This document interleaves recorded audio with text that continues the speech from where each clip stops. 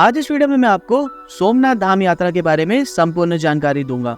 मैं आपको बताऊंगा कि आप सोमनाथ धाम कैसे पहुंच सकते हैं, सोमनाथ धाम में रुकने के लिए कौन कौन से अच्छे होटल्स, धर्मशाला एंड डॉर्मेट्री है, सोमनाथ धाम में कौन कौन से टेम्पल्स एंड टूरिस्ट प्लेसेस है विजिट करने के लिए, सोमनाथ धाम दर्शन बाय बस आप एक दिन में कैसे कर सकते हैं, सोमनाथ धाम की फूड ऑप्शंस कौन कौन से होते हैं, बजट क्या होगा आपका, और भी बहुत सारी बातें बताऊंगा आपको सोमनाथ से रिलेटेड। तो इस वीडियो को एंड तक देखिएगा संपूर्ण जानकारी प्राप्त करने के लिए।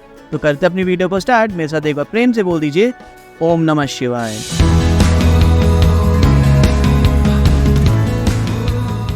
यह वीडियो थोड़ी लंबी हो सकती है, तो आप इस वीडियो को एंड तक देखिएगा संपूर्ण जानकारी प्राप्त करने के लिए, या आप नीचे दिए गए टाइम स्टैम्प्स का भी यूज कर सकते हैं किसी पार्ट को स्किप करने के लिए। तो आइए अपनी वीडियो को स्टार्ट करते हैं। सबसे पहले बात करते हैं कि आप सोमनाथ धाम कैसे पहुंच सकते हैं। सबसे पहले बात करते हैं बाई फ्लाइट। सोमनाथ धाम से जो सबसे नियरेस्ट एयरपोर्ट है वो है केसोड़ का एयरपोर्ट, जो करीब 50 किलोमीटर के डिस्टेंस पे है। अगला जो नियरेस्ट एयरपोर्ट है वो है दीव का, जो करीब 64 किलोमीटर के डिस्टेंस पे है। अगर आपके शहर से इन दोनों एयरपोर्ट तक कोई कनेक्टिंग फ्लाइट नहीं है तो आप गुजरात के किसी बड़े शहर लाइक अहमदाबाद, राजकोट, वडोदरा आ सकते हैं और वहां से बाय बस या ट्रेन से सोमनाथ जी पहुंच सकते हैं। नेक्स्ट ऑप्शन है बाई ट्रेन। सोमनाथ जी में रेलवे स्टेशन है जो करीब सोमनाथ टेम्पल से 1 किलोमीटर की डिस्टेंस पे है, या आप वेरावल जंक्शन भी आ सकते हैं जो सोमनाथ जी से करीब 6 किलोमीटर की डिस्टेंस पे है। अगर आपके शहर से इन दोनों रेलवे स्टेशन तक कोई डायरेक्ट ट्रेन नहीं आती है तो आप अहमदाबाद आ सकते हैं या वडोदरा आ सकते हैं और वहां से बाय बस एंड ट्रेन अगेन सोमनाथ जी तक पहुंच सकते हैं। नेक्स्ट ऑप्शन है बाय बस। सोमनाथ टेम्पल के सामने ही है सोमनाथ ट्रस्ट की पार्किंग और उसी के बैक साइड में है सोमनाथ का बस स्टैंड, जहां पर गुजरात के सभी शहरों से सोमनाथ जी तक बस आती है। आप GSRTC की ऐप के थ्रू गुजरात ट्रांसपोर्टेशन की सभी बसेस की जानकारी ले सकते हैं और आप जिस भी सिटी से सोमनाथ जी आ रहे हो गुजरात के, वहां से आप बस चेक करके सोमनाथ जी बड़े आराम से आ सकते हैं। अब आप सोमनाथ जी पहुंच गए हैं तो अब जानते हैं सोमनाथ जी में ठहरने के लिए कौन कौन से अच्छे होटल्स, धर्मशाला एंड डॉर्मेट्री है। सोमनाथ मंदिर की ठीक सामने है सोमनाथ ट्रस्ट की पार्किंग और पार्किंग के बैक साइड में है सोमनाथ का बस स्टैंड। अगर आप बस के थ्रू आते हैं सोमनाथ जी तो आप सोमनाथ की बस स्टैंड में पार्किंग में उतरेंगे। वहां से अगर आप बाई वॉकिंग होटल्स की तरफ आना चाहते हैं तो आपको करीब 10 से 15 मिनट लग जाएगा। अगर आप बाई ऑटो आएंगे तो करीब 5 मिनट में आप ऑटो के थ्रू यहाँ पर होटल्स के करीब आ जाएंगे। ये है सोमनाथ मंदिर का मेन गेट और इसके थोड़ी सी आप आगे राइट साइड की तरफ चलेंगे तो ये है गली जो सामने जा रही है। इसी गली में आगे जाकर सारे होटल्स हैं। इसी रास्ते से होते हुए आप आगे आएंगे, यहाँ पे आपको सबसे पहला होटल मिलेगा, होटल रुद्राक्ष, और ये आगे गली जा रही है। इस गली में आगे बहुत सारे और भी होटल्स और धर्मशाला है और वो सामने आपको मंदिर दिख रहा होगा सोमनाथ जी का।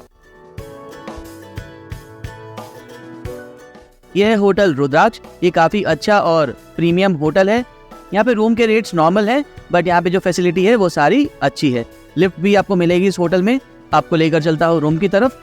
यहाँ पर आपको AC या नॉन AC दोनों ही रूम मिल जाएंगे। यहाँ पर आपको 2% शेयरिंग, 3% शेयरिंग एंड 4% शेयरिंग वाला रूम मिल जाएगा। ये आप चेक कर सकते हो कितना अच्छा रूम है 4% शेयरिंग वाला। इसका रूम का प्राइस है करीब 2500।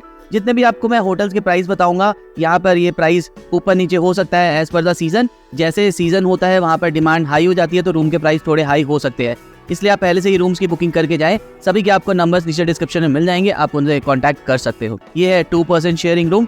नॉन AC रूम का 1300 और वही अगर आप AC रूम लेते हो 2% के लिए तो करीब 1700 रूम का प्राइस चला जाएगा। आगे बढ़ने से पहले मैं आपको कुछ बातें बताना चाहता हूँ। तो एक बात याद रखिएगा, सभी तीर्थ स्थानों पर लोगों के साथ बहुत ज्यादा फ्रॉड होता है। लोग बुकिंग करते हैं, ऑनलाइन पैसा ट्रांसफर कर देते हैं, फिर वहां जाकर जब चेक इन करते हैं तो वहां पर उन्हें दिक्कत होती है चेक इन करने में।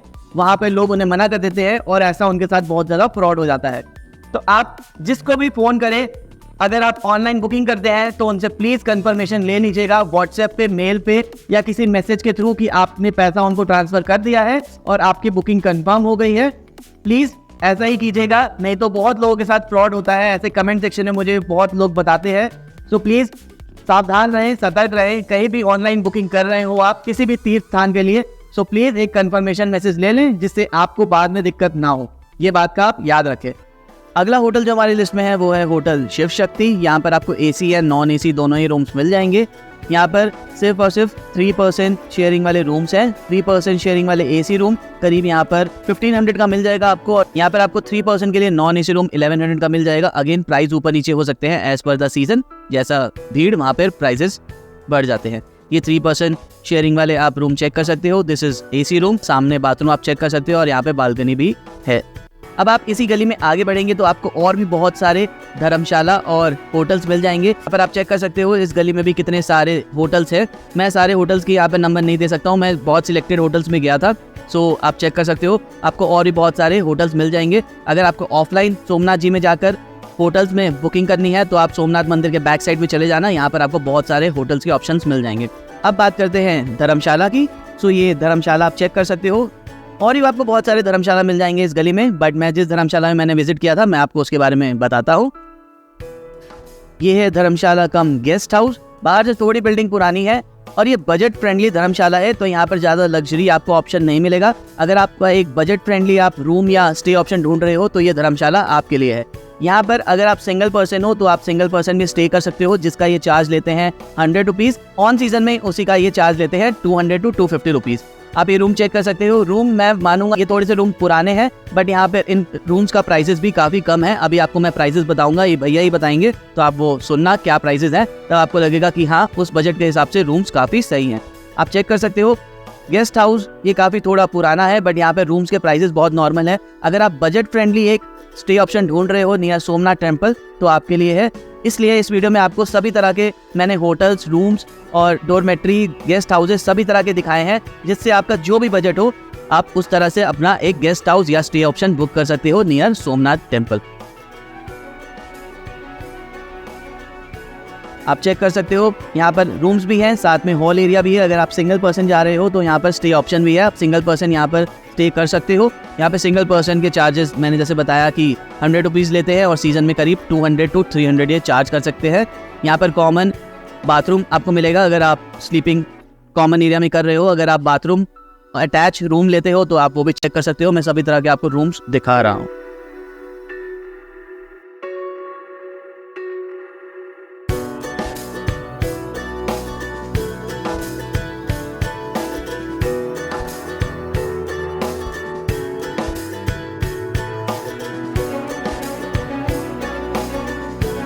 अब मेरे को एक बात बताओ, 2 बेड का नॉन सीजन में क्या रेट है? नॉन सीजन में रहेगा 350। 350। और वही और सीजन में क्या चला जाएगा? सीजन में रहेगा 800, 800, 1200। और यहाँ पे और अगर कोई सिंगल पर्सन आता है तो उसका 100 रुपये लेते हो नॉन सीजन में, और अगर सीजन हो तो 200, 300 जो भी हो। 250, 300। और कॉमन में बाथरूम? कॉमन लैट्रिन बाथरूम रहेगा। Common latrine. जाना तो भी कम रहेगा।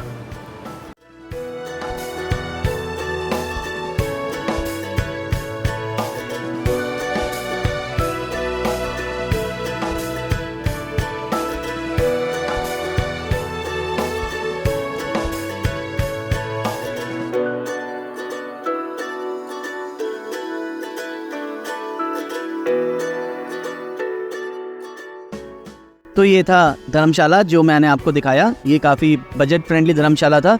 इसके अलावा और भी आपको धर्मशाला मिल जाएंगे इसी गली में आगे, जहाँ पर होटल्स हैं, वहाँ पर भी आप चेक कर सकते हो। अब बात करते हैं सोमनाथ ट्रस्ट द्वारा जो डोरमेट्रीज और गेस्ट हाउस है उनके बारे में। सोमनाथ जी में सोमनाथ टेम्पल से करीब 5 से 7 मिनट की वॉकिंग डिस्टेंस पे आपको बहुत सारे सोमनाथ ट्रस्ट द्वारा बनाई गई डोरमेट्रीज एंड गेस्ट हाउस मिल जाएंगे। साथ में सागर दर्शन गेस्ट हाउस जो सोमनाथ टेम्पल के बैक साइड में है, आपको उसकी भी फैसिलिटी मिलेगी। तो आइए एक एक करके बात करते हैं सभी गेस्ट हाउस एंड डॉर्मेट्रीज के बारे में। सबसे पहले बात करते हैं सागर दर्शन गेस्ट हाउस के बारे में। सागर दर्शन गेस्ट हाउस सोमनाथ ट्रस्ट द्वारा प्रोवाइड सबसे प्रीमियम और एक काफी अच्छा स्टे ऑप्शन है। यहाँ पर सिर्फ आपको लग्जरी स्टे नहीं, साथ में बहुत ही सुंदर समंदर का व्यू मिलता है, तभी इसका नाम सागर दर्शन गेस्ट हाउस रखा गया है। ये मंदिर के बैक साइड में है। अगर आप यहाँ पर ऑटो से जाएंगे तो करीब 5 से 10 मिनट लगेंगे, क्योंकि थोड़ा घूमकर गलियों से होते हुए जाना पड़ता है। ये सागर दर्शन गेस्ट हाउस बिल्कुल मंदिर के बैक साइड में है और इसके सामने ठीक आपको समंदर का व्यू मिलेगा। यहाँ पर सभी रूम बालकनी वाले हैं, इसलिए यहाँ पर सारे रूम्स का चार्ज काफी कॉस्टली होता है। यहाँ पर आपको 4 बेड सूट मिल जाएगा 6000 का, प्रीमियम रूम मिल जाएगा 4400 का, सूट मिल जाएगा 5500 का और सुपर डीलक्स रूम मिल जाएगा 4500 का। 4400 मिनिमम इनके यहाँ पे रूम्स का प्राइस है। जैसा प्राइस वैसा ही यहाँ पर व्यू एंड फैसिलिटी भी है। साथ में यहाँ पर आपको बहुत सारी और फैसिलिटीज भी मिल जाएंगी। आप चेक कर सकते हो बाहर से व्यू।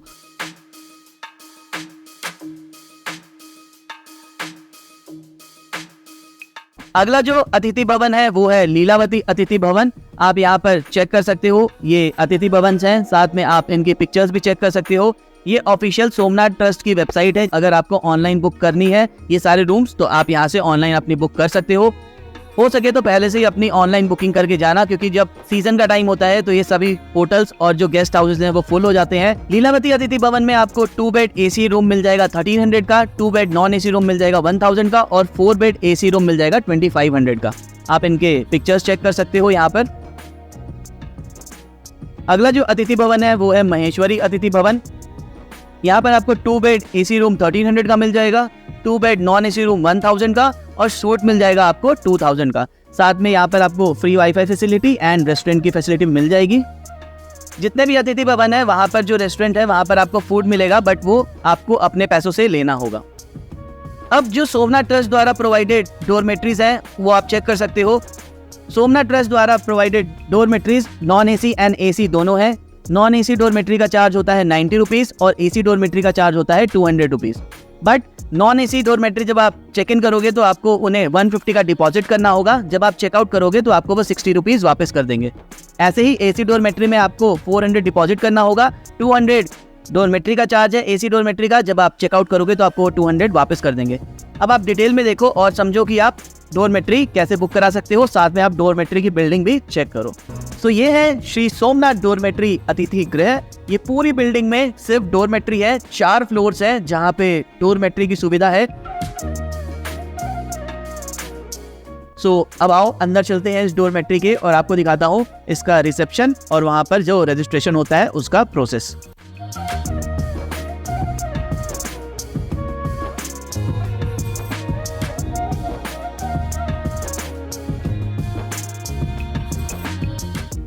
जब आप रिसेप्शन में जाओगे तो आपको एक फॉर्म दिया जाएगा जहां पर आपको अपनी बेसिक डिटेल्स फिल करके उन्हें देना होगा और साथ में मेल आईडी पे अपना आधार कार्ड या कोई भी एक आईडी प्रूफ उन्हें भेजना होगा। फिर वो आपको स्लिप देंगे जिसमें आपकी सारी डिटेल्स होंगी, रूम नंबर होगा और कौन सा बेड आपको अलॉट हुआ है वो सब मिलेगा और कितना आपने पैसा दिया है वो भी लिखा होगा।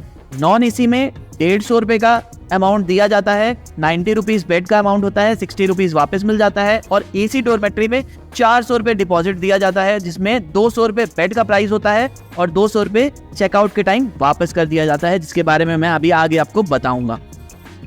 जब आप अपना रजिस्ट्रेशन प्रोसेस पूरा कर लेंगे फिर आपको एक चाबी दी जाएगी और साथ में उस स्लिप में आपका रूम नंबर और आपका कौन सा बेड आपको अलॉट हुआ है वो मेंशन होगा। आप अपना लगेज लेकर, लिफ्ट की सुविधा है इस बिल्डिंग में, आप लिफ्ट से होते हुए अपने रूम तक चले जाएंगे। अब आइए चलते हैं ऊपर और आपको रूम दिखाता हूँ, डोरमेट्री रूम और सारी जो फैसिलिटीज़ हमें इस बिल्डिंग में मिलती है इस डोरमेट्री में। ऊपर नीचे डोरमेट्री के बेड्स हैं।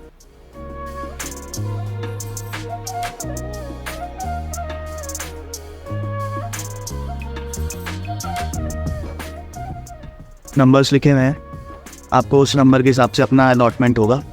एंड अगर इधर देखो तो इधर लॉकर है जो कि काफ़ी स्पेशियस है। अगर आपको एक लॉकर दिखाऊं देखो इन डेप्थ में कितना बड़ा लॉकर है, मेरा पूरा हाथ चला गया, ये पूरा हाथ निकाला है मैंने। काफ़ी बड़ा, मेरे पास 3 बड़े बैग्स हैं, मैं आपको दिखाता हूँ, वो तीनों यहाँ पे फिट आ गए हैं।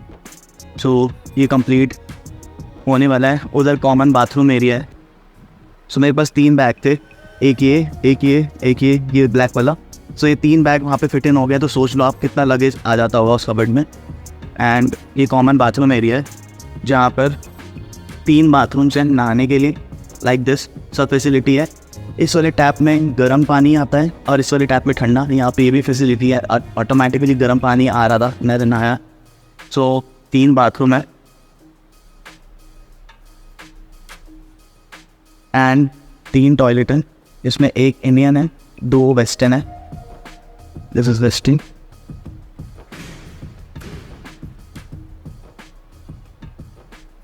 एंड एक इंडियन है, वो वन।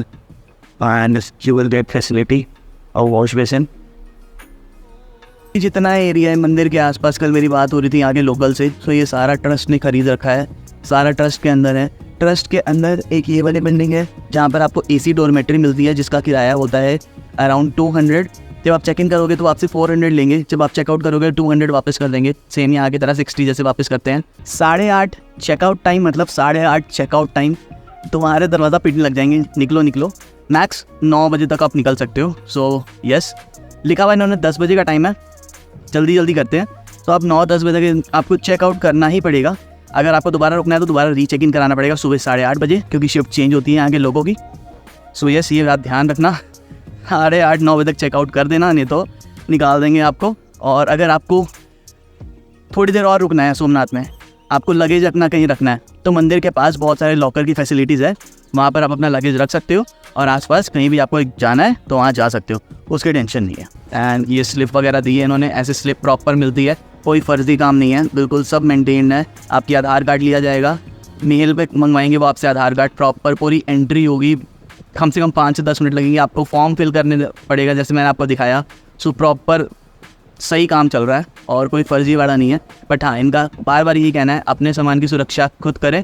सो लॉकर्स तो हैं, ताला भी देते हैं, बट हो सके तो अपना ताला घर से लेके आए। मैं तो चाइनीज़ ताला लेके आया था, तो हो सके अपना ताला घर से लेके आएँ, क्योंकि वो ताले हल्के वाले होते हैं, दूसरी की भी चाबी लग सकती है। सो अपना सामान की सुरक्षा खुद करें। अगर आपके साथ 2-3 लोग हैं तो आप लोगों को टेंशन लेने की ज़रूरत नहीं। अगर आप सिंगल हो तो प्लीज़ थोड़ा अपना सेफ्टी रखना। एंड बाकी कोई दिक्कत नहीं है, बाकी सब सही है और नीट एंड क्लीन है। केयर टेकर वगैरह भी हैं, कोई दिक्कत होगी तो उन्हें कॉल कर सकते हो आप। And this is about Somnath door factory. अब बात करते हैं कि सोमनाथ जी में विजिट करने के लिए कौन कौन से टेम्पल्स एंड टूरिस्ट प्लेसेस हैं। तो हमारी लिस्ट को स्टार्ट करते हैं। सबसे पहले नंबर पे आता है सोमनाथ ज्योतिर्लिंग टेम्पल। सोमनाथ जी का मंदिर सुबह 6 बजे खुल जाता है और रात को 10 बजे बंद होता है। दिन में 3 बार आरती होती है, सुबह 7 बजे मंगला आरती, फिर उसके बाद 12 बजे दोपहर वाली आरती और शाम को 7 बजे संध्या आरती। सोमनाथ मंदिर बहुत ही ज़्यादा सुंदर है, बहुत ही ज़्यादा बड़ा है। सोमनाथ मंदिर में दर्शन करने में करीब आपको 1 से 2 घंटे लगेंगे। जब ज़्यादा भीड़ होती है तो करीब 3 से 4 घंटे भी लग सकते हैं। सोमनाथ मंदिर के अंदर म्यूजियम के तौर पर 12 ज्योतिर्लिंग बनाए गए हैं, जो काफ़ी सुंदर देखने में लगते हैं। मंदिर के दीवारों पर बहुत ही जटिल नक्काशी का काम किया गया है, जो कि बहुत सुंदर देखने में लगता है। मंदिर के जब आप गर्भगृह में जाएंगे तो आपको एक अलग ही अनुभव का एहसास होगा। इतनी ज़्यादा शक्ति है मंदिर में कि मैं आपको शब्दों में बयान नहीं कर सकता।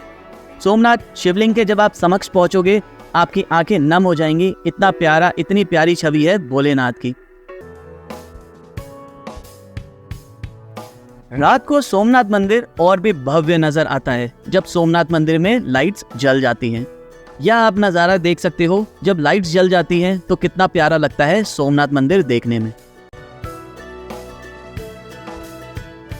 सोमनाथ मंदिर में शाम को 7 बजे आरती होती है। उसके बाद रोज 8 से 9 होता है लेज़र लाइट शो, जो 45 मिनट्स का होता है। इसकी 40 रुपीज़ टिकट होती है। बट जुलाई से लेकर सितंबर तक रेनी सीजन में ये लेज़र लाइट शो बंद कर दिया जाता है। लेज़र लाइट शो में जो सोमनाथ मंदिर का इतिहास है, जो बार बार इस पर अटैक हुए हैं, उसके बारे में बताते हैं। सो 45 मिनट्स का ये शो होता है, बट रेनी सीजन में बंद हो जाता है। तो आप जब भी आएँ, अगर विंटर में आ रहे हैं या समर में, तो आप लेज़र लाइट शो बिल्कुल मिस मत करना। बहुत ही अच्छा लेज़र लाइट शो होता है। मंदिर के बैक साइड में सिटिंग एरिया है, वहाँ पे अच्छे से बैठ के आप लेज़र लाइट शो एंजॉय कर सकते हैं। अगला मंदिर हमारी लिस्ट में है सोमनाथ मंदिर बाय महारानी अहिल्याबाई। प्रसिद्ध सोमनाथ मंदिर के सामने स्थित एक मंदिर सोमनाथ के सबसे पुराने और खूबसूरत मंदिरों में से एक है। भगवान शिव को समर्पित अहिल्याबाई मंदिर का निर्माण मराठा रानी अहिल्याबाई होलकर ने 17वीं शताब्दी में करवाया था। अहिल्याबाई मंदिर और सोमनाथ मंदिर का इतिहास आपस में जुड़ा हुआ है।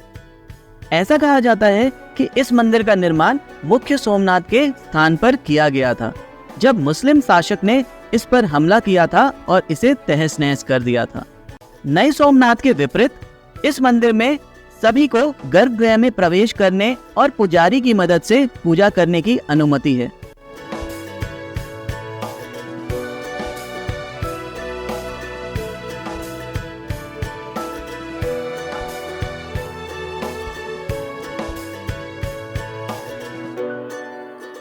यह मंदिर 1703 में जब सोमनाथ का मंदिर डिस्ट्रॉय हो गया था, उसके बाद 1783 में अहिल्याबाई ने इस मंदिर को बनाया था शिव जी की पूजा की परंपरा को जारी रखने के लिए। सो ये मंदिर है, आप जब सोमनाथ के मंदिर आए तो इसके साथ में ही मंदिर है पुराना मंदिर, यहाँ पर भी दर्शन करने के लिए ज़रूर आइएगा।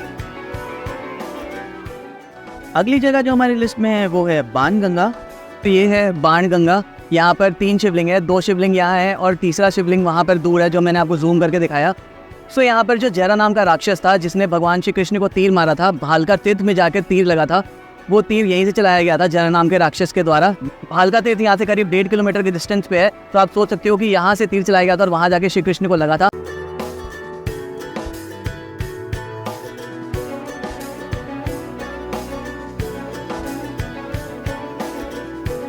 नॉर्मल डेज में तो आप शिवलिंग तक बड़े आराम से जा सकते हो, जल अभिषेक कर सकते हो, बट मानसून में पूरा शिवलिंग पर खुद ही समंदर जल अर्पण करता रहता है, तो वहाँ पर जाना थोड़ा रिस्की है। पैर स्लिप हो रहे थे पर मैं गया था, आप ध्यान से जाना।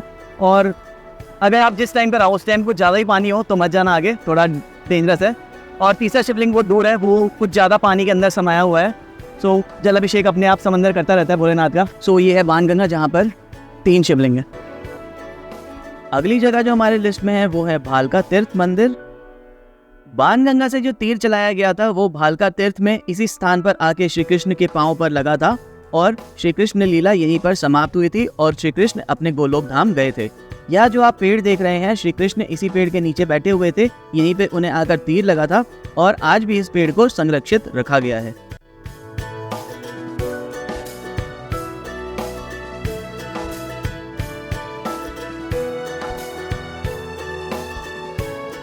अगली जगह जो हमारे लिस्ट में है वो है गोलोक धाम। गोलोक धाम वही जगह है जहाँ पर श्री कृष्ण की चरण पादुका है और उन्होंने अपना अंतिम समय यहीं पर बिताया था और यहीं से वो अपने धाम गए थे।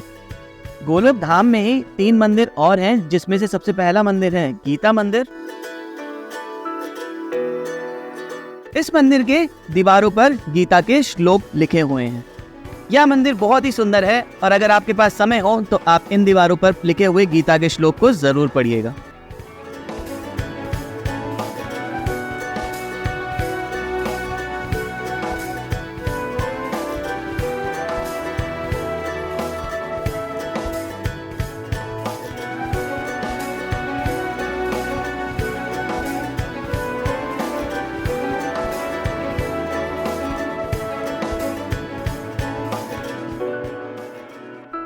अगला जो मंदिर है गोलोक धाम में वो है बलदेव जी की गुफा।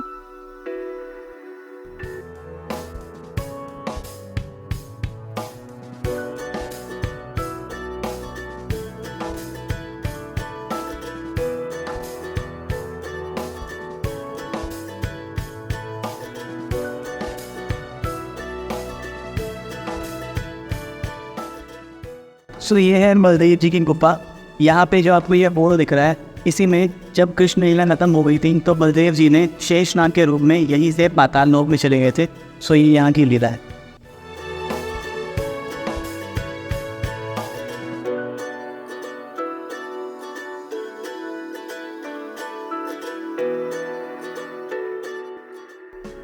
अगला मंदिर है श्री लक्ष्मी नारायण जी का मंदिर। लक्ष्मी नारायण जी का मंदिर बहुत ही प्यारा है, आप सामने देख ही सकते हो कितनी प्यारी छवि है लक्ष्मी नारायण जी की। सो ये लक्ष्मी नारायण जी का मंदिर है। यहाँ पर ऊपर दीवारों में भगवान विष्णु के, भगवान श्री कृष्ण के सभी अवतार आपको दिखेंगे और साथ में ऊपर पूरा ब्रह्मांड भी बनाया गया है। सो ये यहाँ गोलोक धाम में अगला मंदिर है जो है लक्ष्मी नारायण जी का मंदिर।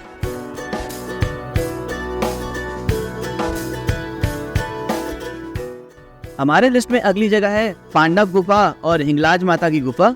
हिंगलाज माता 5 पांडव की कुलदेवी कहा जाता था उन्हें।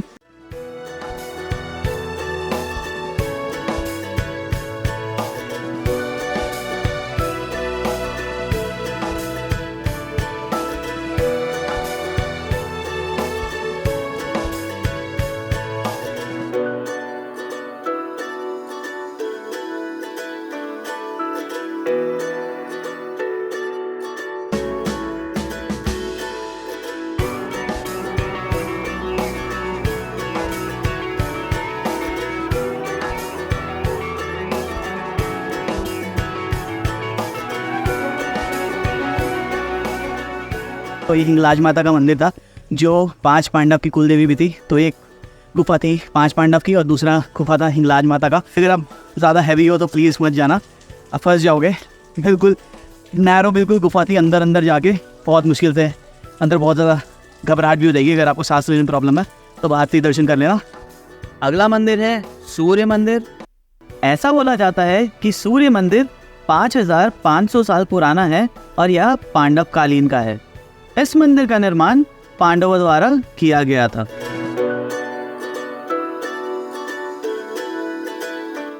हमारे लिस्ट में अगली जगह है कामनाथ महादेव टेम्पल एंड आदि शंकराचार्य जी की गुफा।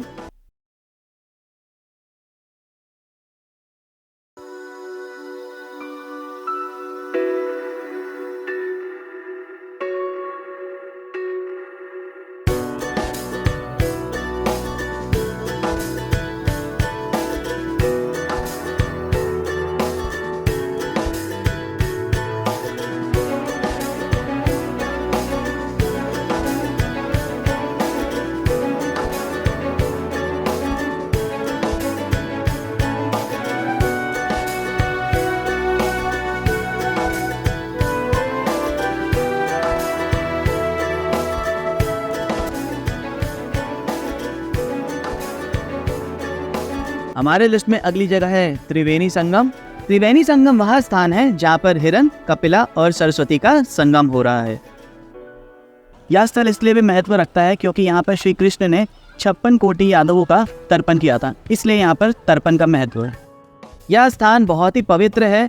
यहाँ पर आप स्नान भी कर सकते हैं और अगर आप समर सीजन या विंटर सीजन में आ रहे हैं तो यहाँ पर बोट की सुविधा भी होती है। यहाँ पर आप बोटिंग के थ्रू त्रिवेणी संगम के छोर तक जा सकते हैं और वहाँ पर दर्शन कर सकते हैं। अगर आप बारिशों के टाइम पर, मानसून के टाइम पर जा रहे हैं तो यहाँ पर बोट की सुविधा आपको नहीं मिलेगी।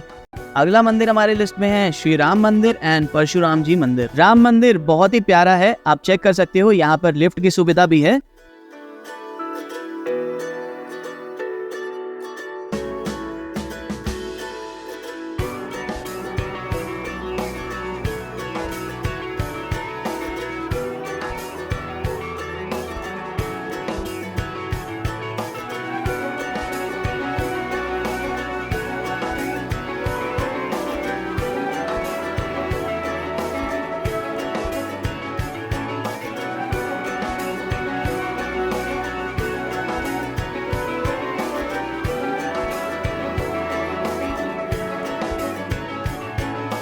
अगर आपके पास वक्त हो तो आप श्री राम मंदिर में श्री राम मंत्र लेखन महायज्ञ से जरूर जुड़िएगा।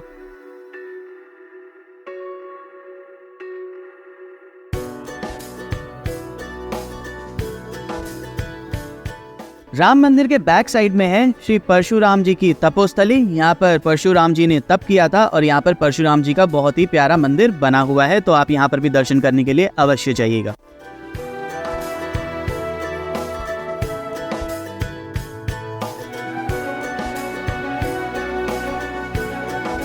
अगली जगह जो हमारे लिस्ट में है वो है सोमनाथ बीच एंड ओशन व्यू पॉइंट, जो सोमनाथ ज्योतिर्लिंग मंदिर के ठीक सामने है ओशन व्यू पॉइंट। इसी रास्ते से आप होते हुए जाएंगे जहां पर आप सोमनाथ बीच तक पहुंच जाएंगे।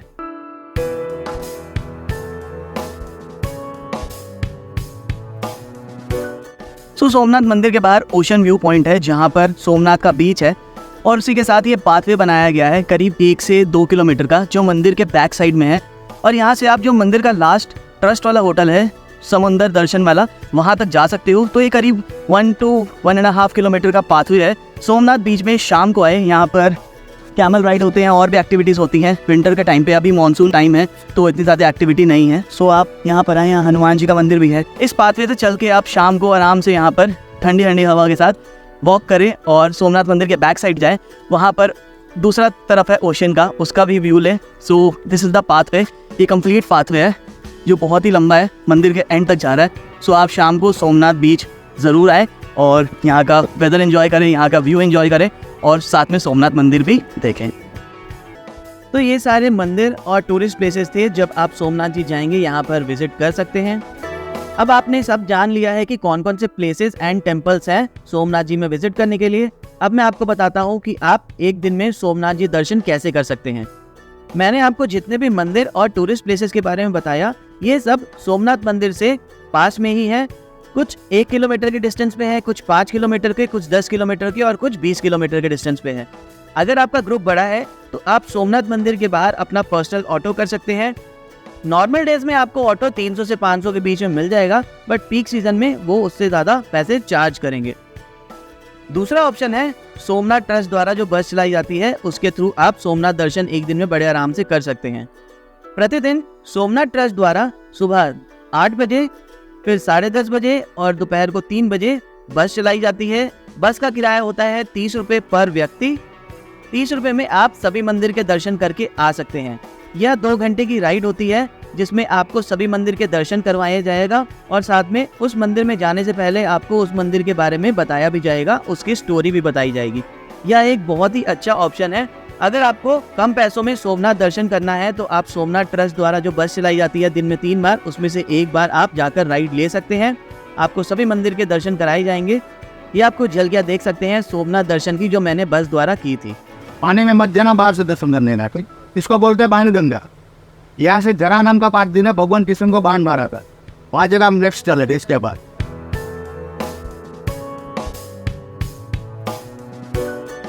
सोमनाथ दर्शन अगर आप बस के थ्रू करते हैं जो सोमनाथ ट्रस्ट द्वारा चलाई जाती है, उसका एक फायदा है और एक नुकसान। फायदा यह है कि आप बहुत ही कम पैसों में 30 रुपए में सोमनाथ जी के दर्शन कर पाएंगे। नुकसान यह है कि आपको हर एक मंदिर में जाकर दर्शन करने के लिए कुछ समय दिया जाता है, 15 मिनट, 20 मिनट, 30 मिनट, और आपको उसी समय में दर्शन करके वापस बस में आना होता है।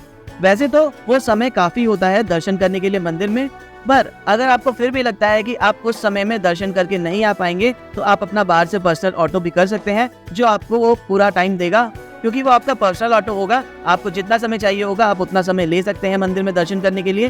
तो अगर आपको लगता है कि आप उस टाइम फ्रेम में दर्शन करके बस में आ जाएंगे तो आप सोमनाथ दर्शन बस के थ्रू कीजिएगा, नहीं तो आप अपना पर्सनल ऑटो भी कर सकते हैं। सोमनाथ मंदिर के बाहर आपको बहुत सारे ऑटोज मिल जाएंगे। अब बात करते हैं कि सोमनाथ जी में फूड के क्या ऑप्शंस है। सोमनाथ मंदिर के बाहर आपको बहुत सारे शॉप्स एंड स्टॉल्स मिल जाएंगे जहां पर आप स्नैक्स और फूड बड़े आराम से खा सकते हैं। ज़्यादा महंगाई नहीं है सोमनाथ जी में, सभी आपको मिनिमम बजट रेट में मिल जाएगा। साथ में सोमनाथ ट्रस्ट द्वारा दिन में 2 बार निःशुल्क प्रसाद वितरण होता है, जो पुराने सोमनाथ अहिल्याबाई मंदिर के ठीक सामने है सोमनाथ ट्रस्ट का भोजनालय। यहाँ पर आप जाकर निःशुल्क प्रसाद वितरण प्राप्त कर सकते हैं। सुबह 11 बजे से लेकर दोपहर 3 बजे तक और शाम को 7 बजे से लेकर रात को 11 बजे तक यहाँ पर फ्री प्रसाद वितरण होता है। तो जब भी आप सोमनाथ जी आएँ तो यहाँ पर बैठ के फ्री में प्रसाद वितरण आराम से खा सकते हैं।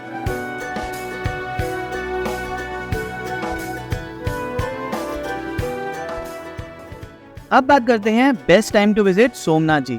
सोमनाथ जी विजिट करने का जो सबसे बेस्ट टाइम है वो है नवंबर से लेकर मार्च तक का। इन महीनों में मौसम काफ़ी अच्छा रहता है और आप अच्छे से सोमनाथ जी विजिट कर पाएंगे। जुलाई से लेकर सितंबर तक मॉनसून का मंथ रहता है, तो आपको बारिश देखने को मिलेगी अगर आप जाते हैं इस महीने में। हो सके तो इस मंथ को अवॉइड करिएगा। जो बेस्ट टाइम है वो है नवंबर से लेकर मार्च तक का।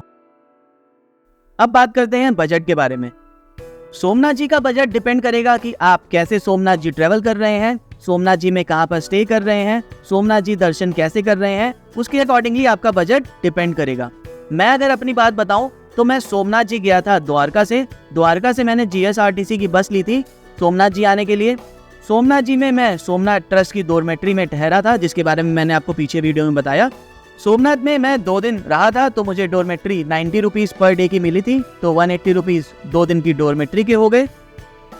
सोमनाथ दर्शन मैंने बाई बस किया था जिसका किराया था 30 रुपये, तो 30 रुपये ये ऐड कर लेते हैं। सोमनाथ जी में मैंने प्रसाद वितरण जो फ्री में होता है सोमनाथ ट्रस्ट द्वारा, मैंने वहाँ पर प्रसाद वितरण प्राप्त किया था, तो वहाँ पर कोई पैसा नहीं लगा था। रात को मैंने डिनर किया था जिसके करीब मुझे 150 रुपीज़ लगे थे। और इसके अलावा मिसलेनियस खर्चा अगर मैं प्रसाद या कुछ चाय एंड स्नैक्स का ले लूँ तो 100 रुपीज़ वो हो जाते हैं। इसके अलावा और कोई पैसे नहीं लगे थे। ये है बजट। इसमें मैंने आपका जो घर से यहाँ तक का फेयर होगा by train, by flight, by bus का, वो ऐड नहीं किया है, वो एक्सक्लूडिंग है। तो आप वो भी ऐड करना चाहते हो तो वो भी ऐड कर सकते हो और अपना एक टोटल फेयर रफ बजट बना सकते हो। सोमनाथ जी में ज़्यादा पैसे नहीं लगेंगे अगर आप 1 दिन के लिए आते हैं। अगर आप स्टे करते हैं तो आपके थोड़े ज़्यादा पैसे लग सकते हैं। वो भी डिपेंड करता है कि आप कौन से ट्रस्ट के अतिथि गृह या होटल में ठहर रहे हो, तो उसके अकॉर्डिंगली आपका बजट बढ़ जाएगा। अब बात करते हैं कि सोमनाथ जी के नियर बाय और कौन कौन सी जगह है जहाँ पर आप जाकर विजिट करके आ सकते हैं।